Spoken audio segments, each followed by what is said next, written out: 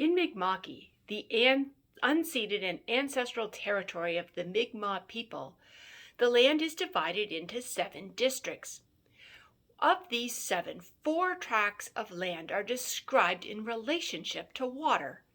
So too the land where the church sits, Halifax, is named in relationship to water. This sermon journeys through being in relation to water, considering baptism and reflecting on local waters, water's teaching and Creator's gift. Mi'kmaq is a language that is verb-based and difficult to translate into English. As we journey through the districts, I invite you to think about things, nouns, as verbs, full of action, movement, and agency. Consider baptism a verb, not something that happened to you or a ritual that you attend, but rather an ongoing occurrence. The introduction to the baptism section in our hymn book reads, "Although a person is baptized once, the gift of baptism continues throughout a Christian's life."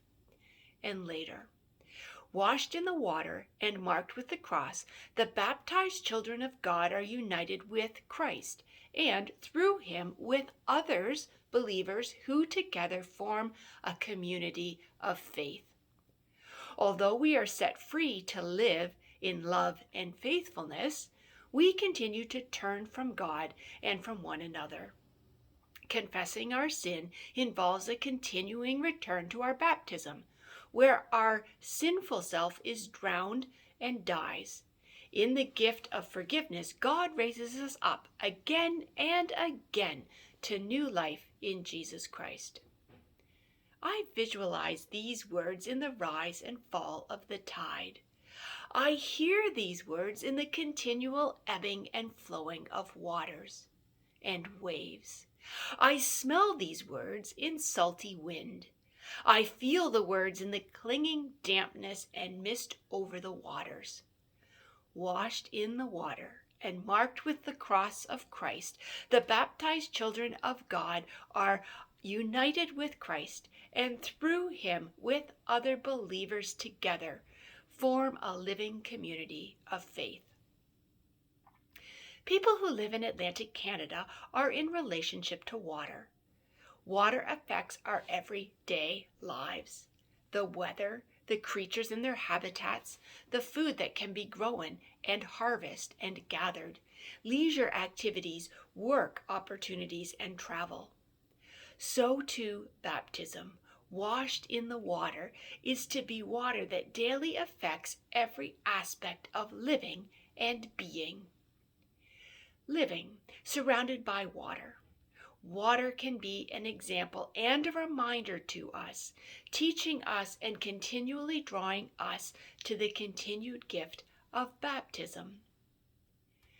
The land between New Brunswick and Nova Scotia is known in Mi'kmaq as Simnicht, the drainage area.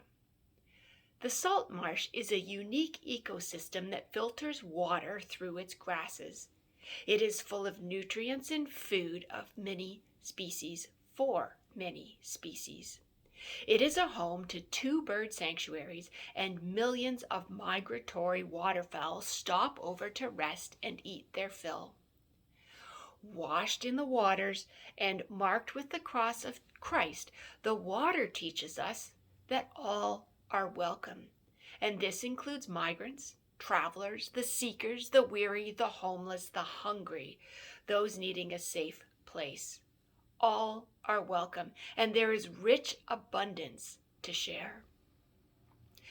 Moving to the western part of Nova Scotia is Kespukwik, the last flow. This is the land defined by the coming and going of water in the Bay of Fundy. Every day there are 2 high and low tides that powerfully move 100 billion tons of water. The power is like that of 8,000 engines of trains working together. washed in the water and marked with the cross of Christ, this water teaches us that life has highs and lows that powerfully affect us, our areas, and our communities. The sheer volume of water that moves is astronomical and reminds us of the power of working together through the highs and the lows to effect change. To wonder at the mystery of such power and to experience the Creator in the highs and in the lows. Moving to the east, in the Northumberland Strait, is Epiquet, laying in the water. This is the land of Prince Edward Island. For many, it is an ocean playground, a place for relaxation, for vacationing, time with family, time away, time to disconnect from being busy and to reconnect with earth and water.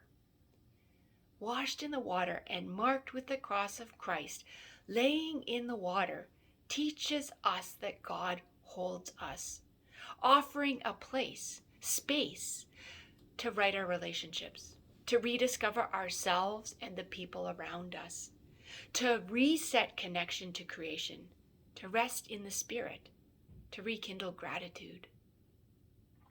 Unama Kik Ak Atkamak are the foggy lands and the land across the water. This is the land of Cape Breton and Newfoundland. Both lands are picturesque with great vistas and lands that are large rocks battered by storm and sea. Washed in the waters and marked with the cross of Christ, fog and rough waters teach us to be aware, to be prepared, and to be ready to lend a hand. Life's journey is not always clear decisions or worry-free living, sailing. There are those who lose their lives at sea. In the foggy lands and the land across the water, it is the people affected by water who teach us the value of community, neighbor looking after neighbor, grieving together, rejoicing together, fishing and rescuing together. Kijapuktuk, the great harbor. This is Halifax, a naturally deep channel where ships can safely come to port. Washed in the water and marked with the cross of Christ, there is safe harbor.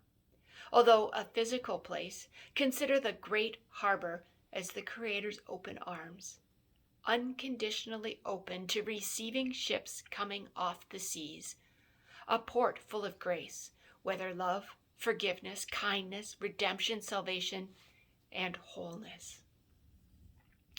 Surrounded by the ocean, Atlantic Canadians witness the continual coming and going of waves of water, a continual cleansing, a continual receiving and letting go.